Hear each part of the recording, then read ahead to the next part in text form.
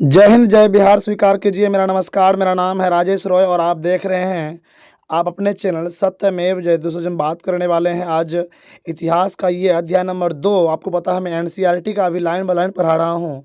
जितने भी यहाँ से एमसीक्यू निकल सकते हैं, जितने भी यहाँ से पॉइंट बन सकते हैं, मैं नोटेड बाय मैं पूरा पूरा जो है यहाँ से आपको एमसीक्यू और साथ में थ्योरी कराने का प्रयास कर रहा हूँ। अंत में आपको मैं प्रश्न भी करवाता हूँ। मैं शुरुआत में आपको जो है थ्योरी जो पॉइंट बन सकता है मैं उसको अंडरलाइन करके लाया हूँ। प्लीज़ यदि आप नए आए हैं तो आपसे मैं रिक्वेस्ट करूंगा कि माता सरस्वती के लिए आप और अपने सिलेक्शन के लिए आप एक सब्सक्राइब कर दीजिएगा। माता सरस्वती आपको इसके बदले आशीर्वाद जरूर देंगे और आपका सिलेक्शन निश्चित होगा। चलिए, उम्मीद करते हैं आप सब्सक्राइब कर दिए होंगे। चलिए आगे बढ़ते हैं और हम एकदम लाइन बाय लाइन जो पॉइंट होता है मैं उनको पढ़ने का प्रयास करता हूँ। तो आप देख पाएंगे दोस्त, यहाँ पे पहला ही पॉइंट कह रहा है, प्राचीन काल में समाज में वर्ण व्यवस्था थी और जिसमें पेशे या काम के आधार पर 4 वर्ण हुआ करते थे। तो कौन सा? आपका ब्राह्मण, क्षत्रिय, वैश्य और शूद्र। आप देख पाएंगे 4 वर्ण कौन सा? तो ब्राह्मण, क्षत्रिय, वैश्य और शूद्र। अब आगे बात करता है ज्योतिराव फुले के बारे में बताया गया है। ज्योतिराव फुले के बारे में बताया गया है। दोस्त ये बुक जो है बहुत इंपॉर्टेंट किताब है और यहाँ से एकदम इम्पोर्टेंट सब लाइनें इसमें दिया हुआ है। साथ ही साथ उससे भी ज़्यादा जो इम्पोर्टेंट है मैं उसको छांट के ला रहा हूँ। तो आप प्लीज़ आप वीडियो को पूरा रखिएगा और आपका निश्चित तौर पे यहाँ से इतिहास कंप्लीट हो जाएगा। तो नीचे आप पढ़ेंगे तो मैंने एक पॉइंट यहाँ पे लिखा है कि सत्य शोधक समाज की स्थापना किसने किया था? तो ज्योतिराव फुले ने किया था। इस बात को आप याद रखिएगा। तो सत्य शोधक समाज की स्थापना महात्मा ज्योतिराव फुले ने किया था। आगे आप पढ़ेंगे यहाँ पे साफ साफ लिखा हुआ है, फूले को जाति प्रथा का प्रबल विरोधी बना दिया। मतलब और क्वेश्चन पूछे आपसे, बताइए जाति प्रथा का प्रबल विरोधी व्यक्ति कौन हुआ करते थे? तो आप याद रखेंगे ये कोई और नहीं बल्कि महात्मा ज्योतिराव फुले हुआ करते थे। यही जाति प्रथा के महाविरोधी हुआ करते थे। इस बात को आप याद रखिएगा। आगे बढ़ेंगे हम लोग और आगे हम लोग पढ़ेंगे थोड़ा सा। तो अपने विचारों और प्रसार के लिए फुलों ने पत्र पत्रिकाओं और पुस्तकों के प्रकाशन तथा भाषण और लेखन का माध्यम बनाया और मराठी प्रकाशन का उपयोग किया। उन्होंने आर्य वैदिक परंपरा का विरोध करने के लिए दीनबंधु, कौन सा किताब दोस्त? तो दीनबंधु नामक पत्रिका निकाली। 1873 में गुलामगिरी नामक से निकाली। देखो यहाँ से ध्यान से, तो अब क्वेश्चन पूछेगा आपसे, बताइए गुलामगिरी पत्रिका कब आई थी? तो 1873 में। किसने लाया था? तो ज्योतिराव फुले ने। दीनबंधु किसका है? ज्योतिराव फुले का। यहाँ से 2 क्वेश्चन और यहाँ पे क्वेश्चन और बन रहा है। अपनी पुस्तक, इसका एक पुस्तक हुआ करता था, इसका नाम था फूलों ने शूद्रों की दास्ता। तो फूलों में शूद्रों की दास्तां ये फूल किताब हुआ करता था। तो क्वेश्चन यहाँ से देख पा रहेंगे आप, दीनबंधु किसका? तो ज्योतिराव फुले का। गुलामगिरी किसका? ज्योतिराव फुले का। फूलों में सादरो ज्योतिराव फुले का। गुलामगिरी कब? तो 1873 में। तो यहाँ से इतना क्वेश्चन इंपॉर्टेंट आ रहा है दोस्त। मैं आपको बोलूँगा आप इस चीज़ को जो है बिल्कुल तरह से आप इग्नोर नहीं करेंगे, बिल्कुल इसका नोट्स बनाएंगे आप, जो कि बहुत इंपॉर्टेंट होने वाली है क्लास। चलिए आगे बढ़ते हैं हम लोग। उन्होंने क्या बोला? उन्होंने धार्मिक विचारधारा और जाति प्रथा को पूरी तरह से नकारा।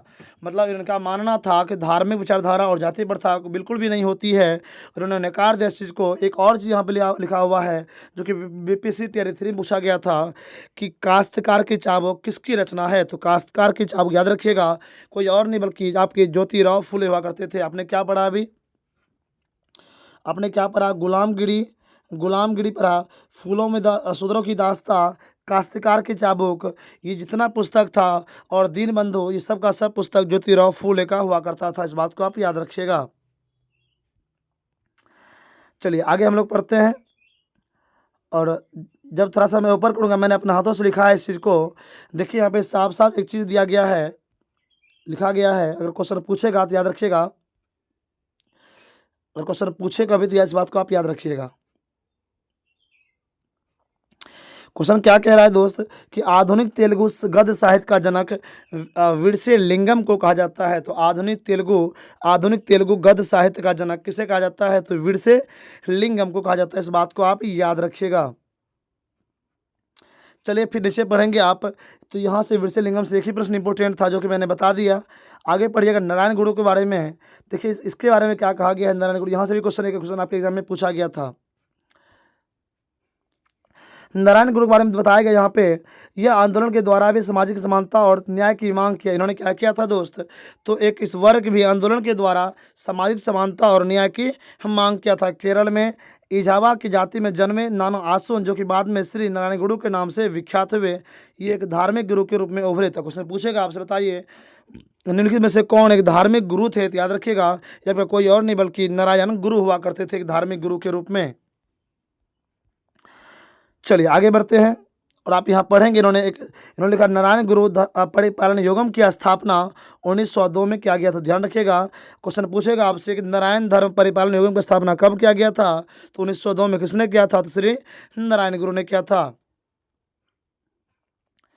चलिए आगे बढ़ते हैं हम लोग। अब आता है जो कि बहुत इंपॉर्टेंट आपके एग्जाम के दृष्टिकोण से, आप देखेंगे TRE 1, TRE 2, TRE 3 में यहाँ से क्वेश्चन पूछा गया है, तो इस बात को आप याद रखिएगा।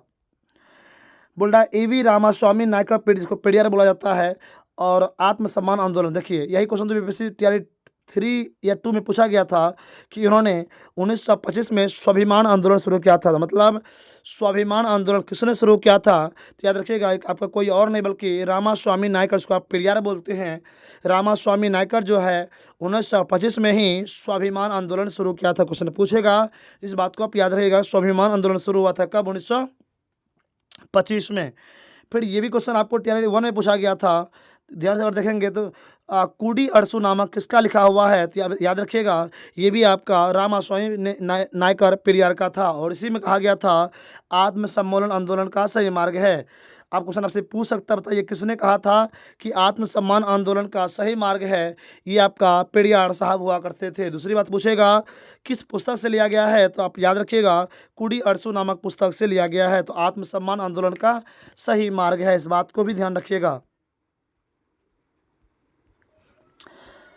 आगे आप पढ़ेंगे यहाँ पे दोस्त, तो बोल रहा है 1919 में पहला अखिल भारतीय डिप्रेस्ड कला सम्मेलन हुआ, जिसमें कांग्रेस के द्वारा गांधी जी के सुझाव पर छुआछूत के विरुद्ध घोषणा पत्र जारी किया गया। उन्होंने अछूतों और दलितों के हरिजन का नाम दिया, मतलब हरि का पुत्र। किसने कहा था? तो महात्मा गांधी ने कहा था। यही लाइन तो एग्जाम में पूछा गया था आपसे एग्जाम में। 1932 में गांधी जी ने हरिजन सेवक संघ का स्थापना किया था। याद कीजिए, TRE 3 में प्रश्न आया हुआ था GS खंड में कि हरिजन सेवक संघ का स्थापना किसने किया था? तो महात्मा गांधी ने किया था। कब किया था दोस्त? 1932 में किया था, इस बात को भी याद रखिएगा। आगे बोल रहा है आपसे, यहाँ पे आप पढ़ेंगे इसको, तो 1933 में हरिजन नामक साप्ताहिक पत्रिका निकाली थी। ध्यान रखिएगा दोस्त, महात्मा गांधी ने 1932 में हरिजन सेवक संघ का स्थापना तो किया, लेकिन 1933 में आकर उन्होंने हरिजन नामक एक साप्ताहिक पत्रिका को भी निकाली थी, इस बात को भी याद रखिएगा। नीचे आप पढ़ेंगे तो साफ साफ लिखा हुआ है कि 26 सितंबर 1932 को भीमराव अम्बेडकर के साथ पूना समझौता हुआ था। तो ध्यान रखिएगा दोस्त, पूना समझौता कब हुआ था और किसके बीच हुआ था? तो याद रखिएगा 26 सितंबर 1932 कब हुआ था दोस्त? तो पूना समझौता आपका 26 सितंबर 1932 को हुआ था। किसके साथ हुआ था? तो भीमराव अम्बेडकर और महात्मा गांधी के बीच हुआ था, इस बात को भी आप याद रखिएगा। नीचे आप पढ़ेंगे थोड़ा सा, तो आप देखेंगे यहाँ पे 1924 में बहिष्कृत हितकारी सभा गठन हुआ। किसने किया? बाबा भीमराव अंबेडकर ने। यही प्रश्न जो है TRE 2 में पूछा गया था। बताइए बहिष्कृत हितकारी सभा गठन किसने किया था? तो आपका कोई और नहीं बल्कि बाबा भीमराव अंबेडकर ने किया था। कब किया था दोस्त? 1924 में। अगला बस क्वेश्चन पूछेगा आपसे, बताइए महार सत्याग्रह कब आरंभ हुआ था? तो ध्यान रखिएगा 1927 में। तो महार सत्याग्रह दोस्त आपका 1927 में लागू हुआ था। यहाँ पे आप पढ़ेंगे आगे 1942 में अंबेडकर द्वारा अनुसूचित जाति संघ, ये भी क्वेश्चन TRE 3 में पूछा गया था। ये भी TRE 3 में पूछा गया था कि अनुसूचित जाति संघ की स्थापना कब और किसने किया था? याद रखिएगा, कब की क्वेश्चन TRE 2 में पूछा था, जबकि TRE 3 में किसने पूछा था? याद रखिएगा 1942 में अनुसूचित जाति संघ की स्थापना अंबेडकर के द्वारा किया गया था, इस बात को आप नहीं भूलिएगा। अगला बोल रहा है आपसे कि 1950 में अम्बेडकर ने बौद्ध धर्म अपना लिया था। तो आप क्वेश्चन पूछेगा आपसे, बताइए बौद्ध धर्म किसने अपनाया था? तो 1950 में अम्बेडकर ने अपनाया था। अम्बेडकर ने बौद्ध धर्म कब अपनाया था दोस्त? तो 1950 में अपनाया था, इस बात को आप याद रखिएगा। 1924 में अम्बेडकर ने बहिष्कृत हितकारी सभा गठन किया था। तो आप देखिए यही क्वेश्चन तो पूछा गया था कि अम्बेडकर ने कब बहिष्कृत हितकारी सभा गठन किया था? तो 1924 में, 1924 में। इस बात को आप याद रखिएगा। और यहाँ से अब आपका अध्याय 2 जो होता है दोस्त वो खत्म होता है। ये आपके क्लास 8 का एनसीईआरटी में पढ़ा रहा हूँ, जो कि आपके एग्जाम के दृष्टिकोण से बहुत ज़्यादा इंपॉर्टेंट है। याद रखिएगा, यहाँ से क्वेश्चन 100% आएगा, इस बात को आप याद रखिएगा। चलिए हम लोग आगे बढ़ते हैं और इसका MCQ जो होता है दोस्तों उसको हम लोग देख लेते हैं। तो पहला क्वेश्चन आपके सामने ये रहा कि ज्योतिराव फूले किससे संबंधित हुआ करते थे? ज्योतिराव फूले किससे संबंधित हुआ करते थे? दोस्तों आपको मैंने पढ़ाया था, ये आपका जाति विरोधी आंदोलन हुआ करते थे। मतलब जाति प्रथा का जो था ये महान विरोधक हुआ करते थे। कौन? ज्योतिराव फूले। अगला, गुलामगिरी नामक पुस्तक किसने लिखी थी? तो आपको मैंने तुरंत पढ़ाया था अभी। गुलामगिरी नामक पुस्तक को जो दोस्त लिखा था उसका नाम था कोई और नहीं बल्कि ज्योतिराव फूले हुआ करते थे। कौन? तो ज्योतिराव फूले इसका आंसर हो जाएंगे। अगला, सत्य शोधक समाज की स्थापना किसने किया था? याद कीजिए, मैंने अपने हाथों से आपको नोट्स पढ़ाया है, इसका भी जवाब ज्योतिराव फूले हो जाएगा। यानी कि सत्य शोधक समाज की स्थापना ज्योतिराव फूले ने ही किया था। अगला बोल रहा है आपसे, काश्तकार की चाबुक पुस्तक किसने लिखी थी? तो दोस्त याद रखिएगा, काश्तकार की चाबुक। दोस्त देखिए, मैंने जितना आपको थ्योरी पढ़ाया है, क्या क्वेश्चन वहाँ से आ रहा नहीं आ रहा है? आप मुझे बताइए एक चीज़, मैं आगे बढ़ने से पहले दोस्त, अभी आपका MCQ बाकी है, मैं आगे बढ़ने से पहले मैं आपसे हाथ जोड़ के प्रार्थना करता हूँ, प्लीज़ आप अगर यदि नए हैं तो माता सरस्वती के लिए, उसका आशीर्वाद के लिए, अपने सिलेक्शन के लिए आप सब्सक्राइब कर दीजिएगा। माता सरस्वती आपको आशीर्वाद निश्चित देंगे और आपका सिलेक्शन होगा। तो उम्मीद करते हैं माता सरस्वती के लिए आप सब्सक्राइब कर दिए होंगे। चलिए आगे बढ़ते हैं हम लोग। अब क्या बोल रहा है दोस्त, काश्तकार की चाबुक पुस्तक किसने लिखी? तो काश्तकार की चाबुक पुस्तक किसने लिखी ये आप बताएंगे मुझे। तो ये आप भी जानते हैं, मैंने आपको पढ़ाया था, ज्योतिराव फूले हुआ करते थे।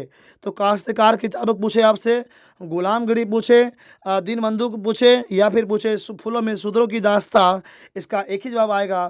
क्या? तो ज्योतिराव फूले इसका सही जवाब आने वाला है। चलिए बोल रहा है, कौन सा नारा श्री नारायण कौन सी नारा श्री नारायण गुरु द्वारा दिया गया था? तो ध्यान रखिएगा दोस्त, इसका सही जवाब जो हो जाएगा वो आपका मानवता की एक जाति, एक धर्म और एक ईश्वर। तो कौन सी, देखिए ध्यान से, नारायण गुरु द्वारा दिया गया था, तो मानवता की एक जाति, एक धर्म और एक ईश्वर इसका सही जवाब हो जाएगा। ये नारा जो था दोस्त श्री नारायण गुरु के द्वारा दिया गया था। देखिए आ गया ना, स्वाभिमान आंदोलन का स्थापना किसने किया था? मैंने कहा था आपसे, ये BPSC का PYQ है, MCQ के थ्रू जो मैं आपको पढ़ा रहा हूँ। स्वाभिमान आंदोलन की स्थापना दोस्त कोई और नहीं बल्कि ये आपका EV रामास्वामी पेरियार ने किया था। तो स्वाभिमान आंदोलन की स्थापना EV रामास्वामी पेरियार ने किया था, इस बात को आप याद रखिएगा। अगला आप पढ़ेंगे कि तमिल साप्ताहिक पत्रिका कुदी आरसू की शुरुआत किसने किया था? मैंने कहा था आपसे, देखिए क्वेश्चन पूछा है ना, तमिल साप्ताहिक पत्रिका कुदी आरसू की शुरुआत किसने किया था?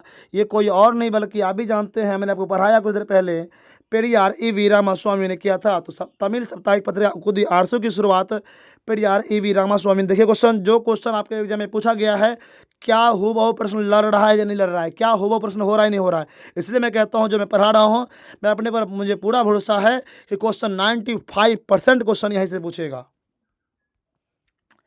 चलिए अगला बोल रहा है, 1932 में किसने हरिजन सेवक संघ की स्थापना किया था? दोस्त याद रखिएगा, हरिजन सेवक संघ की स्थापना बल्कि महात्मा गांधी ने किया था। और हरिजन सेवक पत्रिका जो निकाले थे उन्होंने 1933 में निकाला था, इस बात को भी याद रखिएगा। बोला किसने बहिष्कृत हितकारी सभा गठन किया था? तो याद रखिएगा दोस्त, मैंने आपको पढ़ाया कुछ देर पहले, ये आपका भीमराव अंबेडकर ने किया था। तो किसने बहिष्कृत हितकारी सभा गठन किया था? ये आपका भीमराव अंबेडकर ने किया था, इस बात को भी याद रखिएगा। अगला बोल रहा है, अखिल भारतीय अनुसूचित जाति संघ इसमें से किसने स्थापित किया था? ये आप भी जानते हैं दोस्त, इसका आंसर ये कट गया थोड़ा सा, तो भीमराव अंबेडकर हुआ करते थे।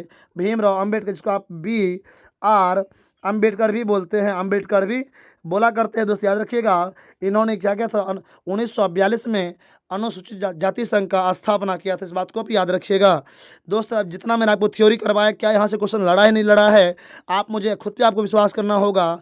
प्लीज़ आप नए हैं तो सब्सक्राइब कर दीजिएगा माता सरस्वती के लिए। और अगले वीडियो में फिर से मैं पार्ट 3 यानी कि अध्याय नंबर 3 को लेकर आऊँगा। तब तक के लिए मुझे दीजिए विदा। मिलते हैं अगले वीडियो में। जय हिंद, नमस्कार।